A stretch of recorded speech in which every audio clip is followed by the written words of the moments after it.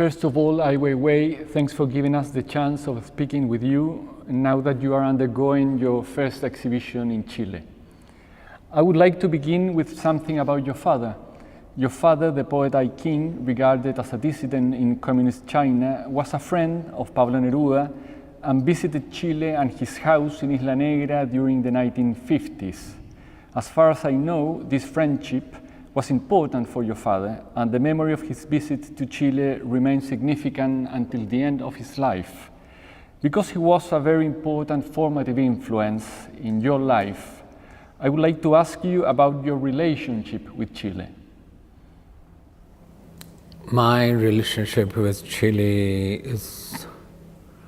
it started with imagination. My father told me the stories when he was in exile. So about 10 years old, I hear him. I still remember he talks about Pablo Neruda, and in our household a lot of photos because it's a state visit. They take a lot of photographs, and those photographs have a strong impression about the nature, the people. For me, it's very foreign because we are in Gobi Desert, and my father is doing hard labor. So I see this kind of clothes he's wearing, and and it's very formative, and with this poet, Chile poet, and Pablo Neruda. And seems he's very passionate and emotionally attached to this poet. But of course, he was in exile for 20 years. He cannot write a sentence. For quite long, he was doing hard labor. So Chile stayed in my mind as imagination. And in my home, there's a little poetry book about his trip to Chile. He wrote about 20 poems when in relate to that journey. Until last year, I had a chance to visit Latin America. So you went to Isla Negra, no? Huh? You went to Isla Negra, where the house of Neruda is, no? Oh yes, I brought my son. I want him to know. So we went this house next to the ocean, which my father always tell me, So I try to imagine the house because my father said it's a lot of collections. So we went into the house. It's really very much identical to what my father told me. And I found this sculpture. My father made a drawing in his diary book.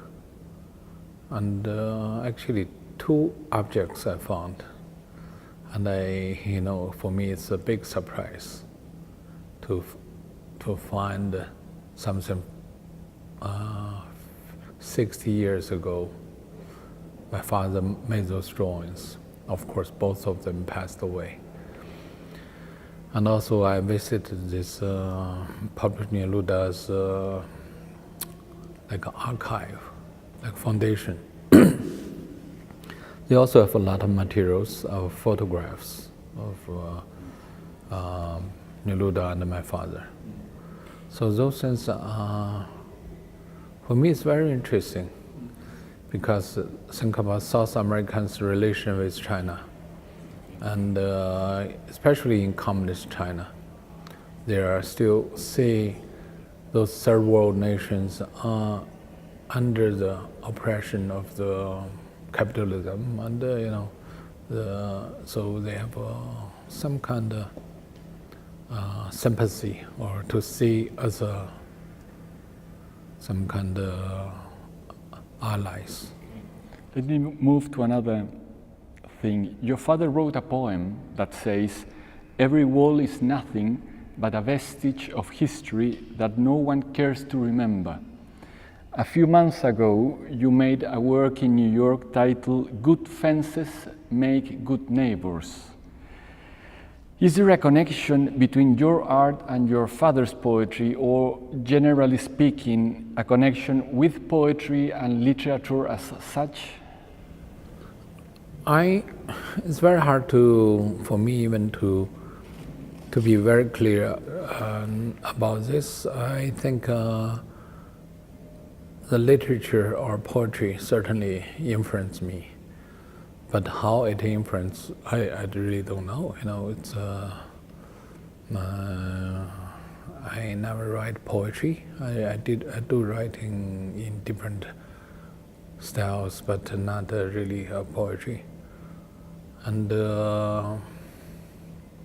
I would say literature and poetry's strongest influence to me. Some time ago, you said that art is not an end, but just a beginning. Could you tell me what you mean by that? I think art is never about to establish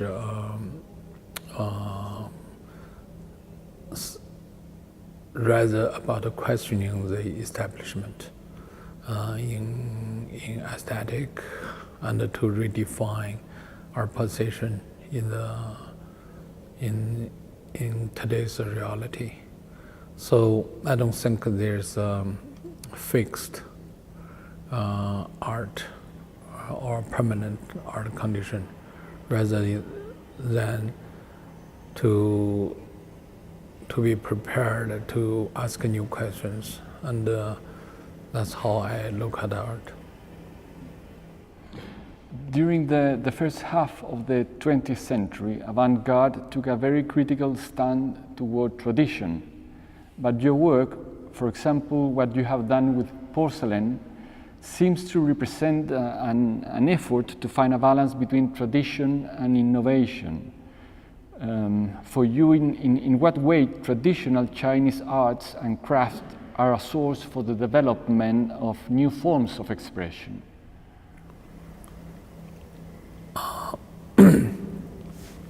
So, because maybe art functions different way in the West than in the East. In the West, art could be religious art, or later Renaissance art is all about so much in relating to the movement of human society in the way. So even the early 20th century art is so much related to scientific development and other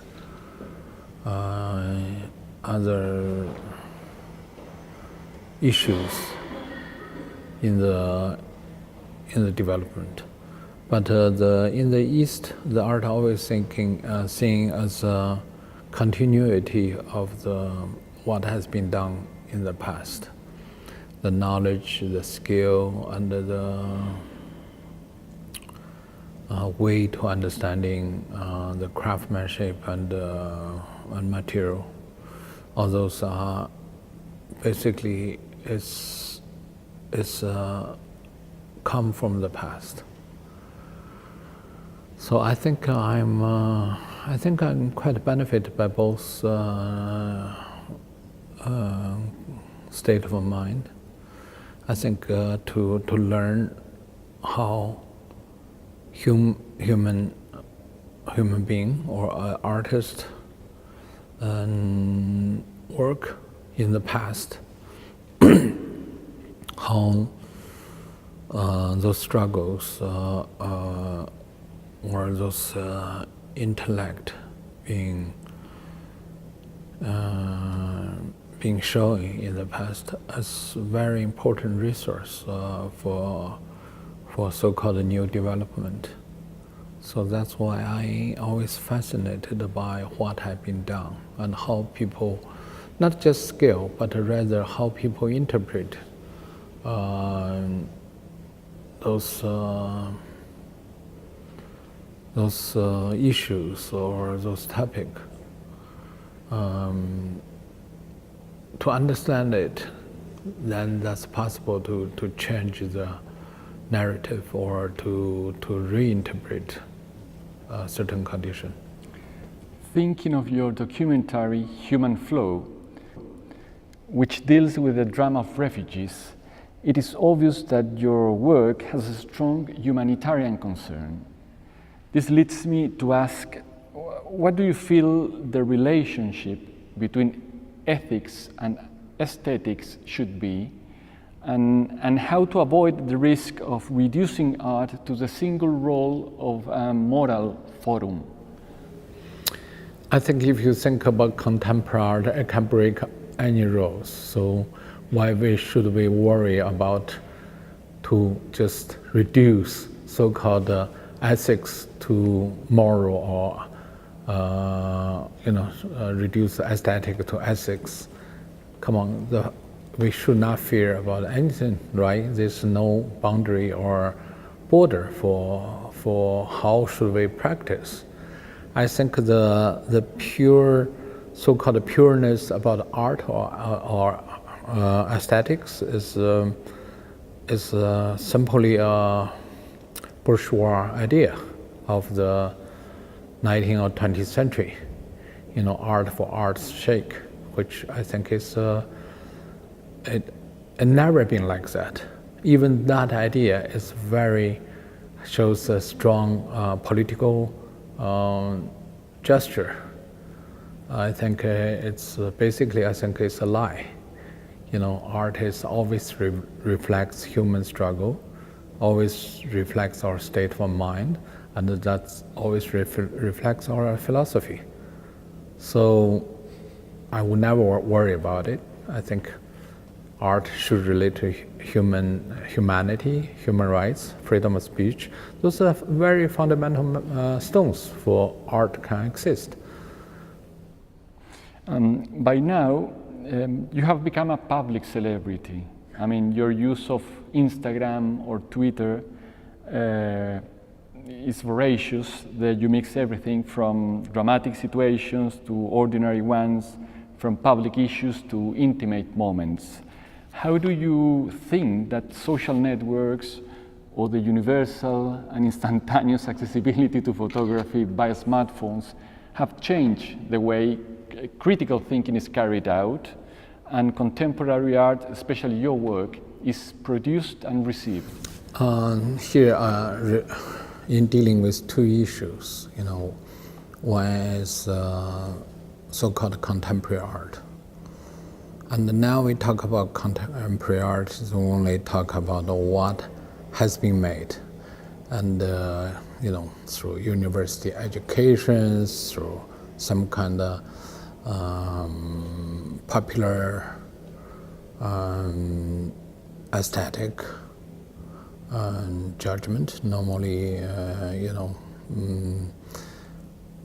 but there's no limitation for so-called contemporary art to explore. Otherwise, we cannot call it contemporary art. Even contemporary politics or contemporary anything which never followed any kind of doctrine or formula. So to just think contemporary art has some kind of formula is ridiculous. It's really market thinking or some kind of mainstream.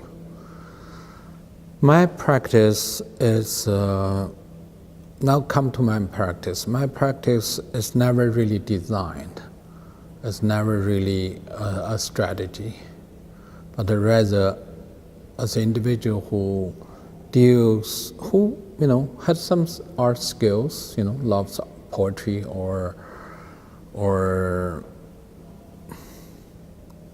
maybe I couldn't even define. Maybe fascinated by art practice with certain kind of knowledge about both East and West, classic or modern. And but focus on the issues of contemporary men or women's daily life. Could be political, could be personal, could be language problem, could be some kind of argument in aesthetic or moral or even philosophical conditions. So all those mixed, and in dealing with very specific questions, could be earthquake, could be migration, could be a judicial case, also could be one article or one common trend design. So I never really care about contemporary art or not. It's a person's practice, I think, with openness and honesty and indirect confrontation. So as a result, certain so-called product come out. We call it artworks, but it could be a painting or could be an interview, or rarely to be a painting actually, installation or wallpaper or maybe a film or maybe a video piece, or most effort I made in past 10 years, which I had my major exhibition since 2014, so it's about 14 years of practice. Most effort, 90% effort I made is on internet. It's not because I want to relate my art to internet. It's just I'm interested in the phenomena of internet. An individual can acquire his own knowledge and information and communicate independently. So that never happened in China, and I think never happened in the human society. So only when internet become technically provides this kind of possibility. So as a result, people start thinking, this guy getting maybe well known, but that's not what I'm interested in. I don't care, I appreciate the effort people can see or can be aware of what I'm doing, but that's not my purpose. My argument is always valid. It's better than myself, and I like to argue with anybody at any kind of topic. And that's what I enjoy. Bringing things again to contemporary art, I wonder who are the artists, dead or alive, that inspire you? Have they changed over time?